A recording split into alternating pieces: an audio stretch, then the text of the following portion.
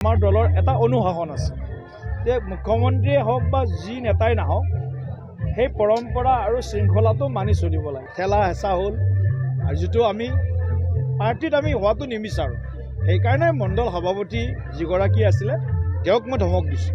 এইটো সঁচা কথা, ইয়াত লুকাবলগীয়া কথা একো নাই।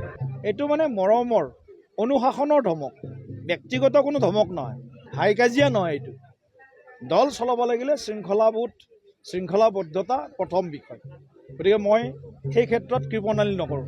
দলৰ নীতি, দলৰ পৰম্পৰা, দলৰ অনুশাসন সকলোৰে বাবে সমান।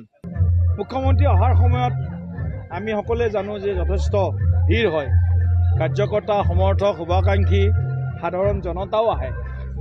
কাৰ্যালয় যিটো আমাৰ চৌহদ, তাত যথেষ্ট সংখ্যক লোকৰ ভিৰ হৈছিল। কিন্তু যেতিয়া আমাৰ দলত এটা নিয়ম আছে, পৰম্পৰা আছে, আমাৰ দলৰ এটা সংস্কাৰ আছে আৰু আমাৰ দলৰ এটা অনুশাসন আছে যে মুখ্যমন্ত্ৰীয়ে হওক বা যি নেতাই নাহক সেই পৰম্পৰা আৰু শৃংখলাটো মানি চলিব লাগে।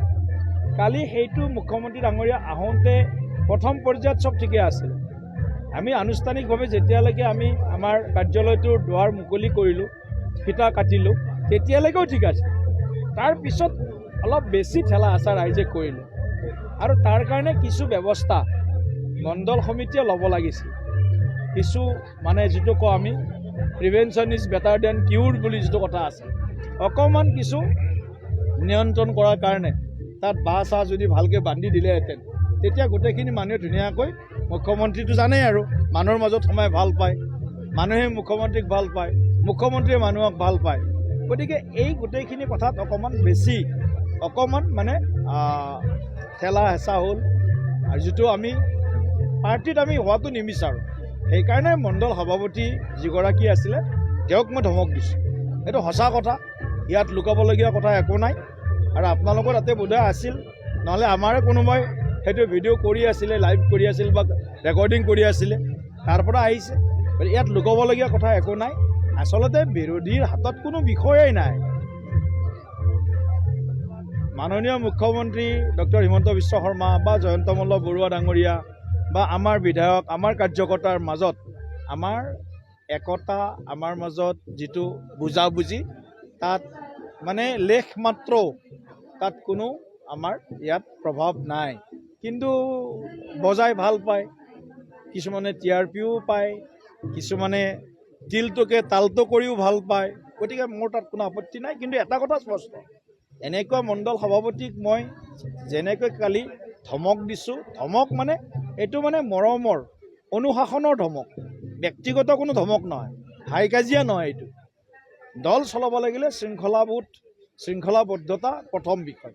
গতিকে মই সেই ক্ষেত্ৰত কৃপণালী নকৰোঁ। দলৰ নীতি, দলৰ পৰম্পৰা, দলৰ অনুশাসন সকলোৰে বাবে সমান। প্ৰধানমন্ত্ৰীয়ে দলৰ অনুশাসন মানে, মুখ্যমন্ত্ৰী ডাঙৰীয়াও দলৰ অনুশাসন মানে। গতিকে সকলোৱে দলৰ অনুশাসন মানি আগন্তুক দিনত তেওঁলোকে দল চলাব লাগিব।